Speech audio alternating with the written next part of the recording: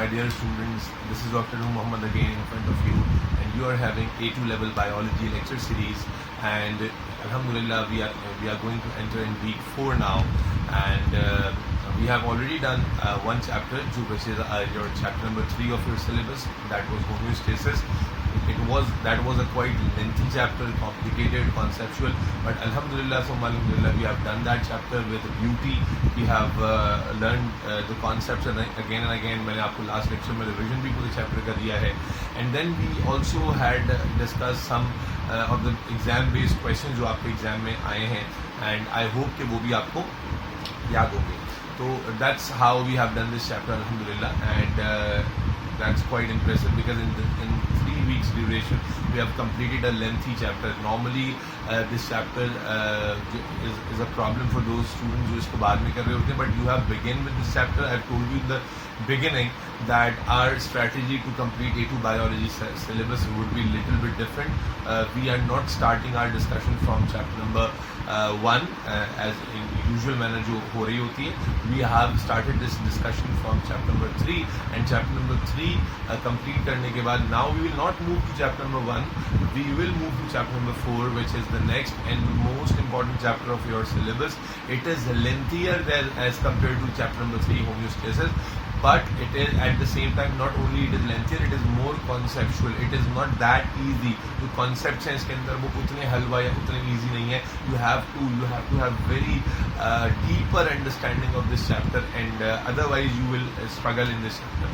So I would like to just tell you again कि before starting this chapter make sure कि आपका homeostasis का जो chapter है वो आपने ख़त्म कर लिया हो. बिकॉज अगर आपका होम्योस्टेसिस का चैप्टर स्टिल लेफ्ट है, होम्योस्टेसिस का चैप्टर अगर आपका भी बाकी है, आपने उसको लर्निंग नहीं किया या आपने उसकी प्रैक्टिस नहीं की है, तो वो आपके लिए प्रॉब्लम हो जाएगा. क्यों प्रॉब्लम हो जाएगा? बिकॉज होम्योस्टेसिस जब तक आप कर रहे होगे उतने दौर उस ड्यूरेशन के अंदर this chapter will be covered.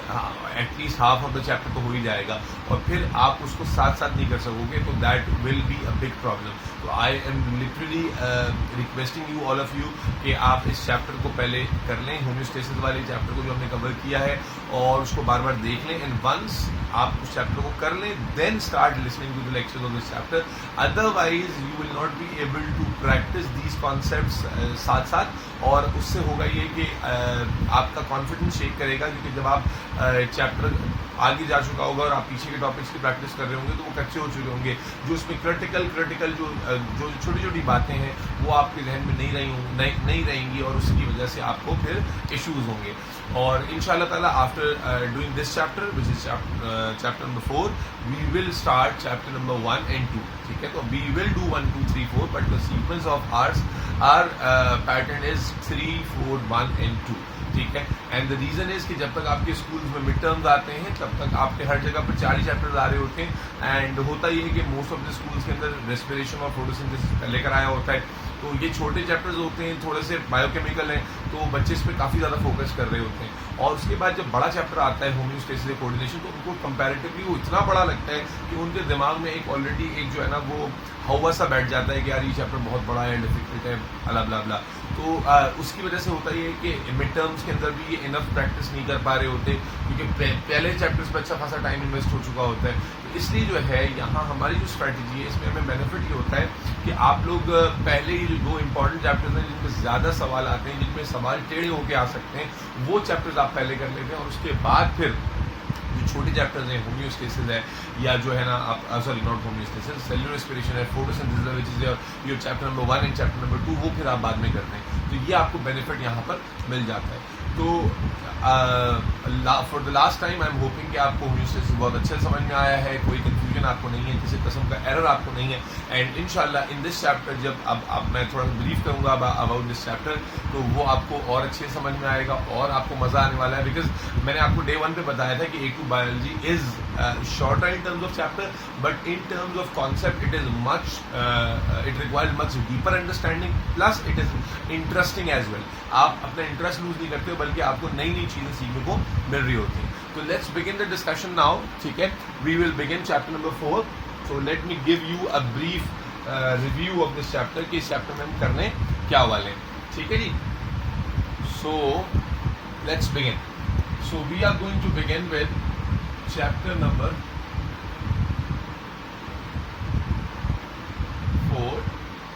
and the name of this chapter is coordination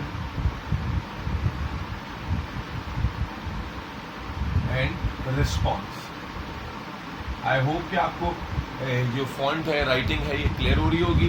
अगर नहीं है मैं कोशिश करूंगा कि मैं थोड़ा सा बड़ा लिखूं ताकि आपको क्लियर हो. ठीक है, अब तक आप जो है वो एक डिजिटल वे में क्लास चल रही थी हमारी, लेकिन आपको मालूम है काफ़ी ज़्यादा इश्यूज़ हो रहे हैं इंटरनेट के और लाइट के बहुत ज़्यादा इश्यूज़ हो रहे हैं, तो डिवाइस चार्ज प्रॉपर्ली नहीं हो पा रही. तो आई एम जस्ट ट्राइंग कि काम डिले ना हो और चीज़ें आपको टाइमली मिलती रहें. That is why we are using this kind of desi method, and I hope कि इससे भी आपको अच्छे से समझ में आ जाएगा. So the chapter we are going to begin is coordination and response. ठीक है, and in this particular chapter, basically I have divided this chapter into multiple sections. ठीक है, let's say 4 sections. I have divided this chapter into 4 sections. Sections में करने से फायदा क्या होता है? If you remember last chapter में भी हमने सेक्शंस बनाए थे. I am giving you the theme of the chapter. उससे होता है कि आपके दिमाग में क्लियर कट स्ट्रेटेजी बैठ जाती है कि हाँ जी मुझे ये पार्ट आ गया, फिर ये पार्ट आ गया, ये पार्ट आ गया, ये पार्ट आ गया. In the same way in this chapter मैंने फिर आपके लिए सेक्शंस क्रिएट किए हैं. सेक्शंस क्या हैं उसकी बात कर लेते हैं. तो सबसे पहले जो हमारे पास सेक्शन है, ठीक है जी, section number 1 of this chapter वो है nervous system. We will be talking about nervous system first, then we will be talking about musculoskeletal system,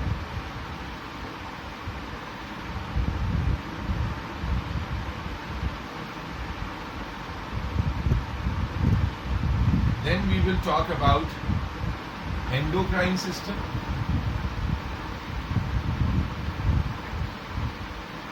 then we will talk about reproductive system. With the reference of endocrine system, we will be talking about reproductive system.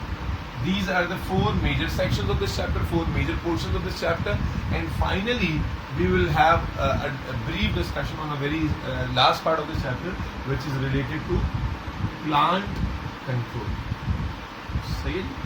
So this is the outline of this chapter. In this particular chapter, we will be talking about these 5 objectives. These are the 5 learning objectives, 5 different topics of this chapter, and I literally hope कि ये topics आपको अच्छे से समझ में भी आ जाएंगे.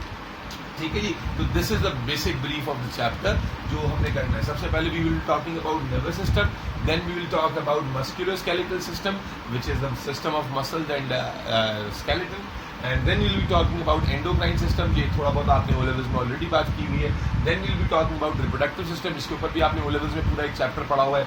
और उसके बाद फिर प्लांट कंट्रोल की बात करेंगे जो आपके लिए थोड़ा सा नया टॉपिक होगा क्योंकि आपने पहले ये बिल्कुल भी पढ़ा हुआ नहीं है.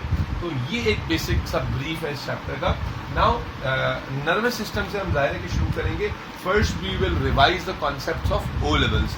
नर्वस सिस्टम के अंदर पहले हम रिवाइज करेंगे ओ लेवल्स के कॉन्सेप्ट, यानी और उसके बाद फिर ए लेवल्स वाले कॉन्सेप्ट के ऊपर बात होगी. तो ओ लेवल्स के जो कॉन्सेप्ट्स हैं वो क्या थे, ये आपने ऑलरेडी पढ़े हुए हैं. Just let me write it down here. O levels में आपने क्या पढ़ा था? You have talked about neuron and glial cells. ठीक है, neuron and glial cells. And उसके बाद फिर आपने बात की थी नर्वस सिस्टम की. You have talked about brain, spinal cord.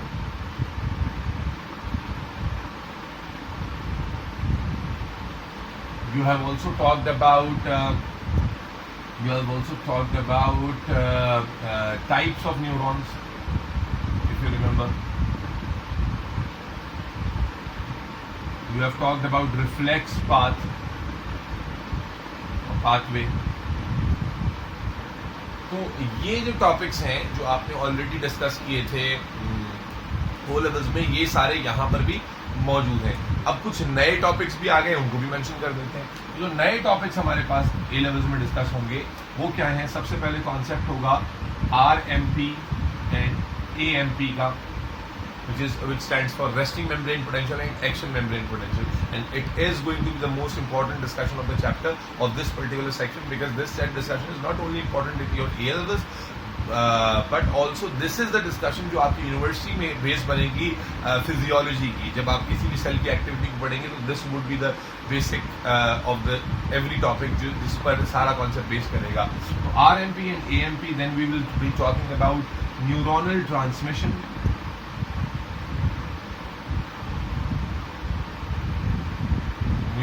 transmission, and then we will be talking about synapse. I hope कि आपको नजर आ रहा होगा synapse and neurotransmitters. These are the outlines और सब टॉपिक्स जो कि हम नर्वस सिस्टम में पढ़ रहे होंगे, नर्वस सिस्टम में स्टडी कर रहे होंगे. एंड अगेन आई होप कि हमारा बहुत अच्छा सा एक्सपीरियंस रहेगा और हम इस सारे टॉपिक्स को बहुत अच्छे से कवर अप कर पाएंगे. ठीक है, तो ये छोटा सा ब्रीफ है इस चैप्टर के पहले सेक्शन का जो कि नर्वस सिस्टम का सेक्शन है. And I am literally hopping कि आपको चीज़ें ओ लेवल्स वाली याद हैं, एंड जब मैं आपके साथ रिवाइज करूंगा तो आपको बहुत क्विकली वो चीज़ें रिकॉल हो जाएंगी ताकि हमें जल्दी से यहाँ मूव करने में ज़्यादा टाइम वेस्ट ना हो. तो ये ब्रीफ हो गया. अपने पास पहले ये आउटलाइन नोट कर लें. ठीक है, I am giving you just 2 minutes, just note it down so that I can rub the board and then we'll begin the first topic. Note कर लें इसको.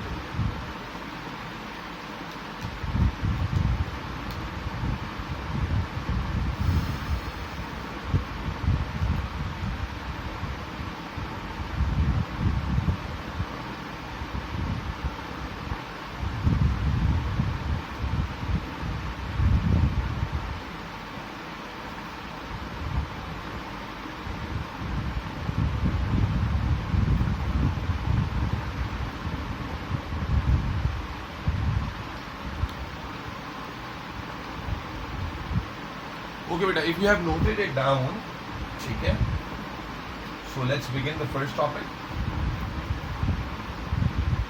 Just give me a second.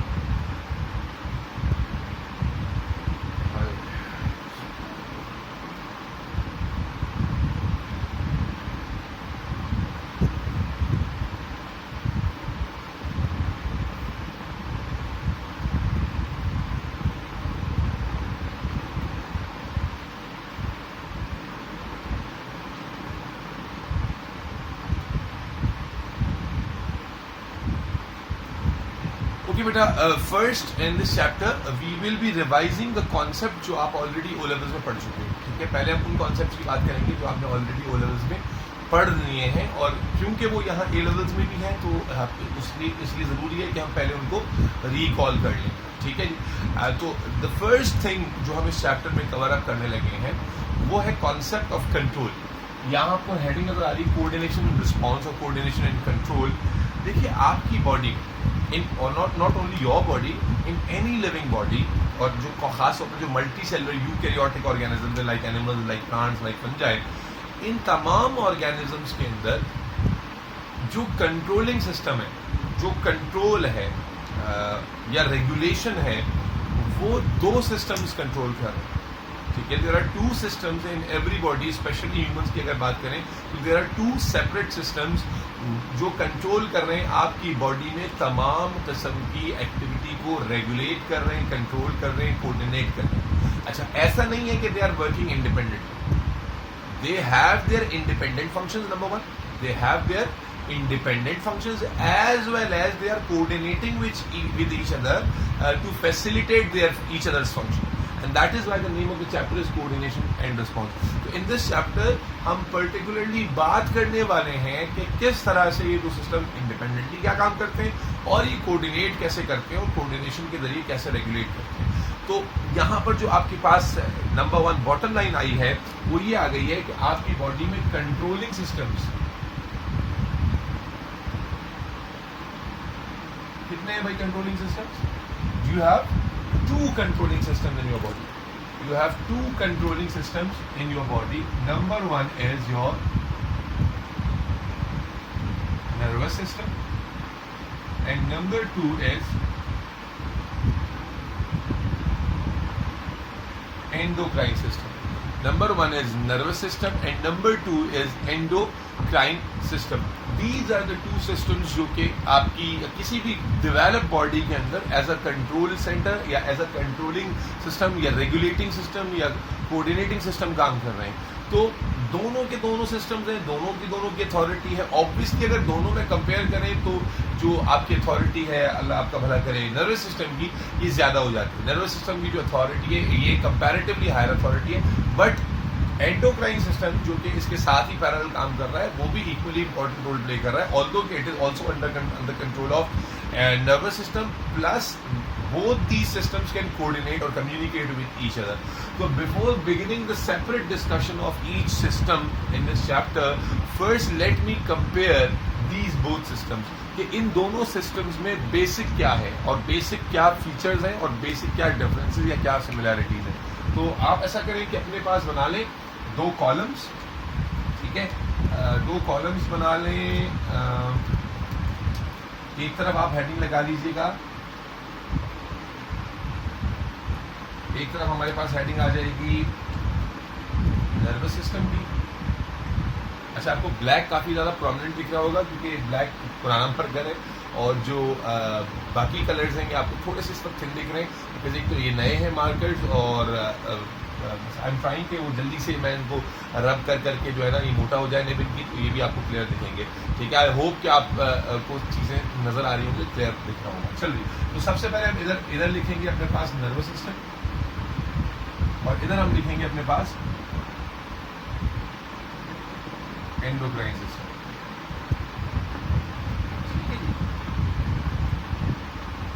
And उसको highlight कर देते हैं.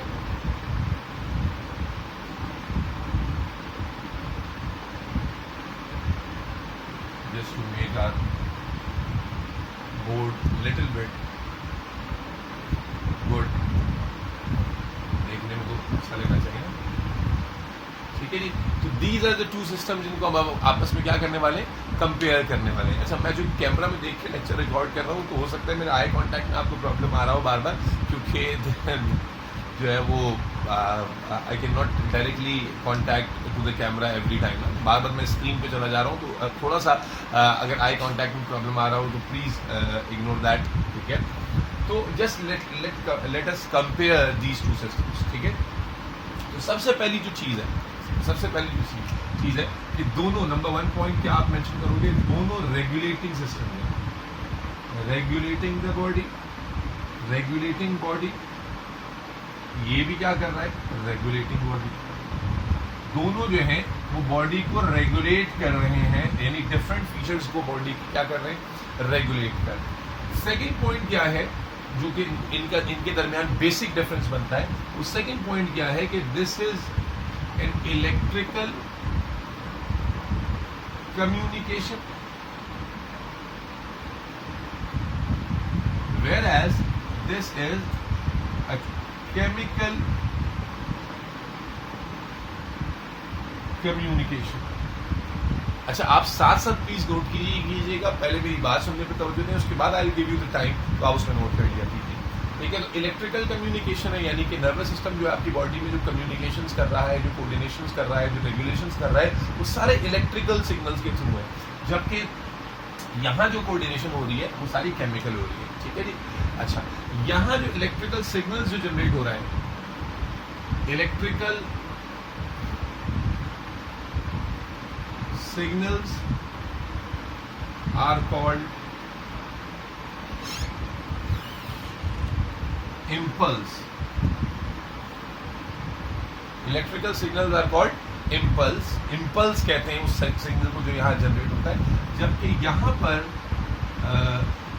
chemical signals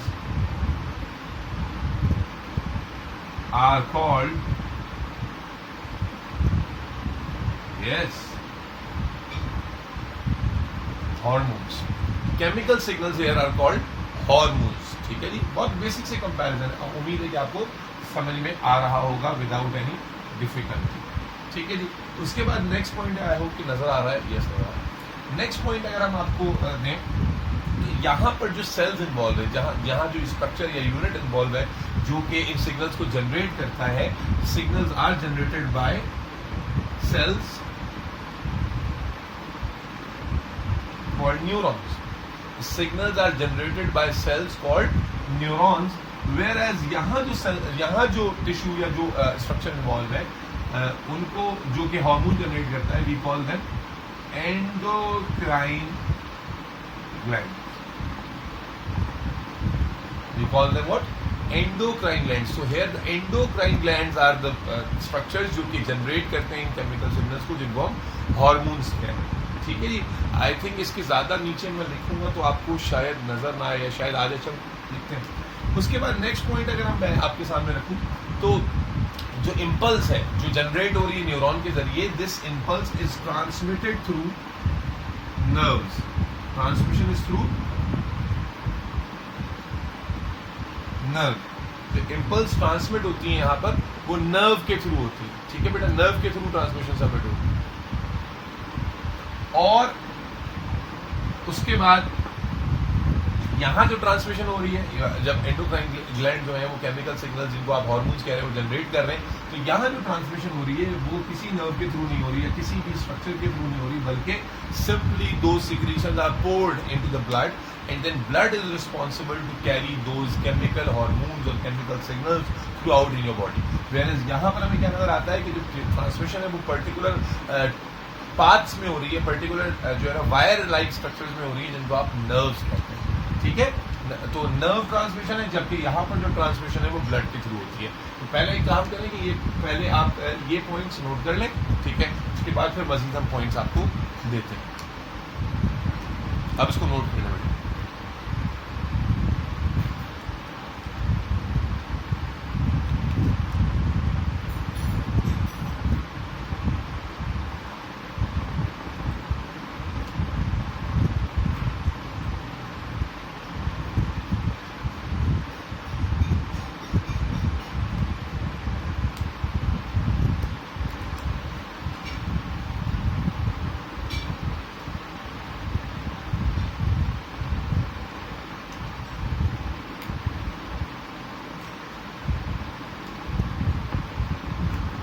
अगर आपने note कर लिया है तो ठीक है, नहीं तो आप देख लीजिएगा, या बल्कि आप काम करें जल्दी से नोट कर लें. क्विकली नोट करें.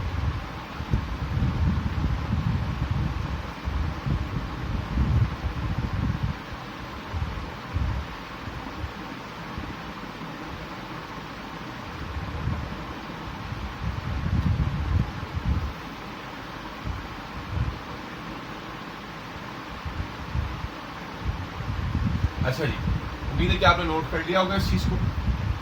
आगे चलते हैं, आगे बात करते हैं, नेक्स्ट पॉइंट्स को डिस्कस करते हैं. अब तक मैंने आपको 5 पॉइंट्स दे दिए about the comparison of both the systems.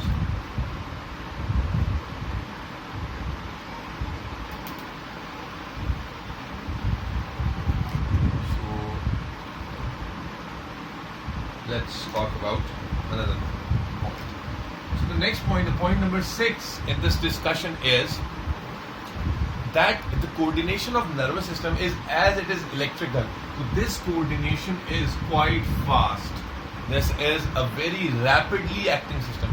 ये जो सिस्टम आपकी बॉडी में काम कर रहा है, इसकी जो कम्युनिकेशन है, जो रेगुलेशन है, जो सिग्नल्स हैं, जो ट्रांसमिशन है, everything is very very fast. हम जब इस चैप्टर में डिटेल में जाएंगे, I will be talking about the exact speed के जिस पे ये काम हो रहा है. ठीक है, whereas in this particular system जब हम बात करते हैं तो जो वर्किंग है वो हमें काफ़ी ज़्यादा स्लो नज़र आती है, काफ़ी ज़्यादा स्लो नज़र आती है. बट दिस इज एक्टिंग और responsing very fast, but the response is for a short time. Response है वो बहुत ही छोटी सी ड्यूरेशन के लिए होता है.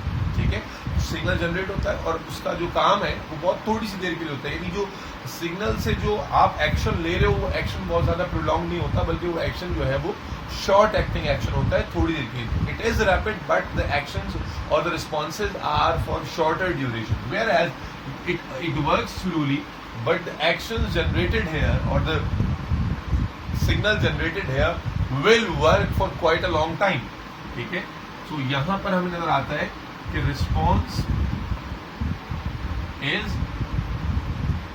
लॉन्ग. Response is long. यहाँ हमें रिस्पॉन्स काफी ज्यादा नजर आता है, रिस्पॉन्स हमें काफी एक्यूरेट नजर आता है, काफी लंबा नजर आता है. इसकी मैं आपको एग्जांपल दूं कि जैसे आपकी बॉडी ग्रोथ हार्मोन जो कि आपकी बॉडी में बायोलॉजिकल क्लॉक के लिहाज से तकरीबन रोज जो है वो 5 बजे के करीब सुबह मॉर्निंग में रिलीज होता है। 5 AM के करीब आपकी बॉडी में अगर 24 आवर्स का आपका बायोलॉजिकल क्लॉक है और वो ठीक चल रहा है, बट मोस्ट ऑफ अस हमारा बायोलॉजिकल रिदम हमने ब्रेक किया हुआ है, क्योंकि हमारी उठने की रूटीन नहीं है, हमारी सोने की रूटीन नहीं है, हमारे खाने पीने की रूटीन नहीं है। बट जो बुक के फिगर्स हैं, अगर एक बंदा जो है वो 10-11 बजे सो जाता है रात में, सुबह जल्दी उठता है, ठीक है, तो ऐसे बंदे की बात कर रहा हूँ, टाइम पे खाना खाता है, जिसका बायोलॉजिकल क्लॉक उसने अकॉर्डिंग टू नेचर रखा हुआ है, तो उसके लिए बॉडी में ग्रोथ हार्मोन का जो टाइम बुक्स में हमारी मेंशन होता है वो है 5 AM, यानी इस टाइम पे हार्मोन रिलीज होता है। अब ये हार्मोन पूरे दिन में सिर्फ सुबह रिलीज होता है and then it remains in the blood throughout the day, और फिर वो अपना काम पूरे दिन करता है, पूरे दिन वो अपना काम करता रहता है। जबकि ऑन द अदर हैंड अगर मैं कोई भी न्यूरोनल सिग्नल ले लेता हूँ, कोई भी न्यूरोनल सिग्नल, चाहे वो मसल कॉन्ट्रैक्शन का सिग्नल आ रहा हो या किसी भी चीज़ का सिग्नल आ रहा हो, तो आप अच्छे से जानते हो कि वो सिग्नल ऐसा नहीं होगा कि अगर एक ही सिग्नल रिलीज हुआ है तो वो सिग्नल पूरे दिन काम करे, बल्कि वो चंद सेकंड्स या हो सकता है मिली सेकंड्स के लिए एक्टिव वो अपना रिस्पॉन्स दे आगे और फिर बस उसके बाद ख़त्म हो जाए। अब अगर उस एक्शन को दोबारा से आपने करवाना है तो नया सिग्नल चाहिए होगा आपको रात, और ये नहीं होगा कि आप पुराने ही सिग्नल बार बार रीयूज कर रहे हो। तो basically this is the aspect जो आपको समझाना चाह रहा हूँ कि जो हार्मोन्स होते हैं, जो एंडोक्राइन सिस्टम की वर्किंग है, उसमें एक नेगेटिव आपको बताया क्या नजर आ रहा है कि this working is quite slow. Yes, that's right, this working is quite slow, but at the same time this working will be for longer durations, whereas जो वर्किंग है आपके पास नर्वस सिस्टम की, वो बहुत ज़्यादा शॉर्टर पीरियड ऑफ टाइम के लिए होती है। ठीक है जी, तो ये हो गया। इसके अलावा क्या बताएं आपको, और क्या पॉइंट्स आ सकते हैं? फास्ट हो गया, स्लो हो गया, रिस्पॉन्स शॉर्टर टाइम के लिए है, रिस्पॉन्स लॉन्गर टाइम के लिए है, और मेरे ख्याल these are enough points. 7 points मैंने आपको दिए हैं जो कि एक बेसिक कंपैरिजन है।